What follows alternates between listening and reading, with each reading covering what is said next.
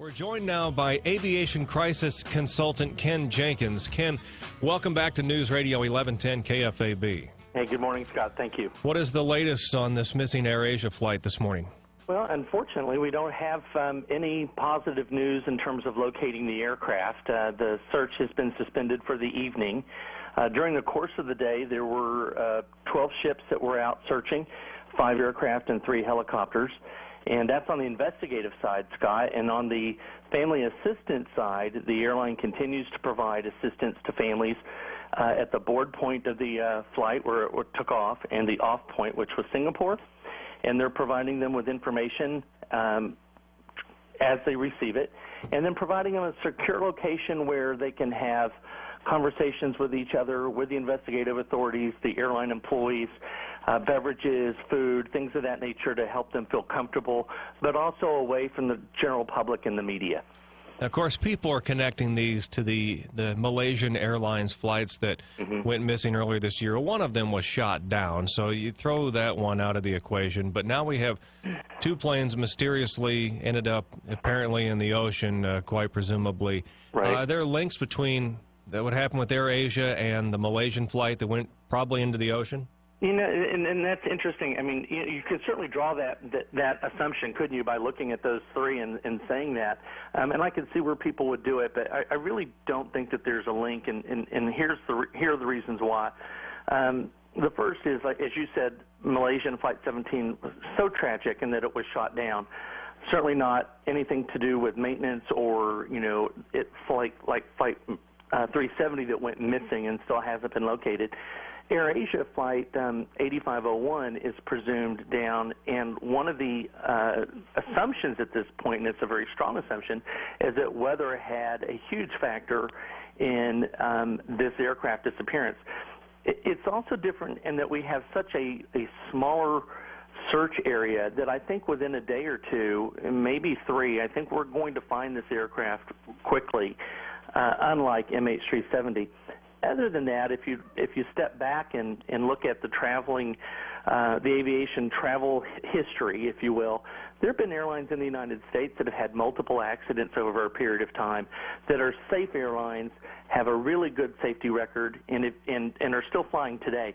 So if you look at all of the flights on a daily basis, aviation and flying still the safest form of transportation. I wouldn't link these together. I don't think there's a reason to at this point. Talking here with Ken Jenkins, Aviation Crisis Consultant, who joins us here on News Radio 1110 KFAB. You brought up safety a moment ago. AirAsia has what is in the industry termed as an impeccable safety record, correct? Yes, they do have a very good safety record, yes. All right, and then there was a question apparently from the cockpit of this flight to air traffic controller that changed from the deviated flight plan. Was it something where the weather was unforeseen, or that they did foresee it and they started flying along that path anyway? Well, I would doubt that it was unforeseen, simply based on the technology in the cockpit of the A320, and the pilots would have the capability to see the weather that's coming and what they're flying in.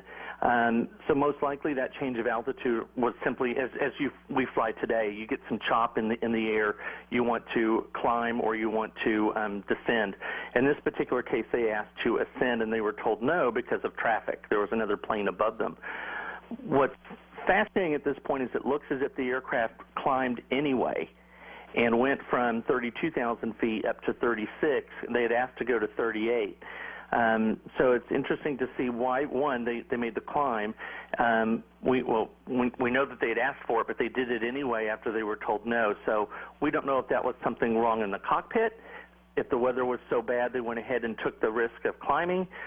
We won't know until we have the black boxes and we can look at the flight deck recorder and the cockpit voice recorder. And there are false sightings of objects and oil slicks all over the Java Sea. This is an area near Indonesia, which was along the flight plan for AirAsia Flight 8501, was it not? Yes, that is correct. And I've heard conflicting stories there.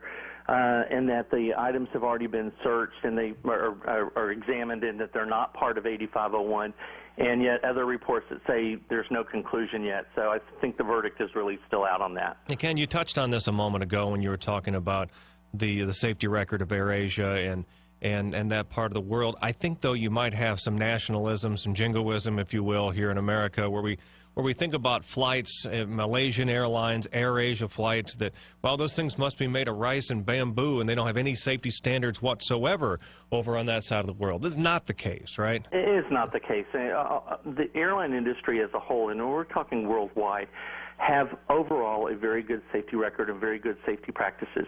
And there are airlines that don't have as a robust program as they should. And in those cases, there have been airlines in the United States, for example, the United States government that has forbidden other airlines from flying into the United States until they make their safety protocols more robust. Same thing with the European Union. But we haven't seen too much of that over the last few years, as most aviation and airlines have a good safety program in place. Good information this morning, Ken. I really appreciate your time. Hey, you're welcome, Scott. Thank you. That's Ken Jenkins, Aviation Crisis Consultant, who's nice enough to join us this morning here on the Good Morning Show.